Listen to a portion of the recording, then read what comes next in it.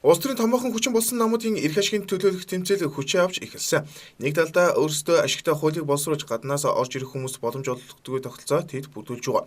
Үүнээс гадна тэдний албан тушаалын төлөөлөх тэмцээл хувийн аж ахуйн нэгжүүдэд хүндээр тусаж эхэлсэн. Тиймээс салбар бүрийн шилдэгэгдэж буй бизнесийнхэн улс төрийн хүчинг сонгож эхэлсэн байна. Ард түмний эрх ашиг байх хэрэгтэй тийм ээ, гол үндэсний эрх. Гэтэл одоо бол нам тодорхой бүлэглэлийн эрх ашигуд ерөнхийдөө тавигдаад байгаа шиг. Энээс болоод их зөрчил гарч байна. Энээс болоод нэгдэж шивдэж чадахгүй, хамтарч чадахгүй юм гараад байна гэж боддог. Тэгэхээр энэ эрх ашигыг бас зүгээр юм бэлэх алин дээгүүр байх хэрэгтэй тийм ээ. Гэдгээ бол энэнийхээ төлөө бол тууштай тэмцэх хэрэгтэй. Өөрсдөө үйл ажиллагааг харуулах хэрэгтэй байна. Нөгөө талаас улс төрийн намуудыг харж байхад тодорхой лидерээс хамаарсан, тодорхой нэг бүлгээс хамаарсан байдалтай яваад.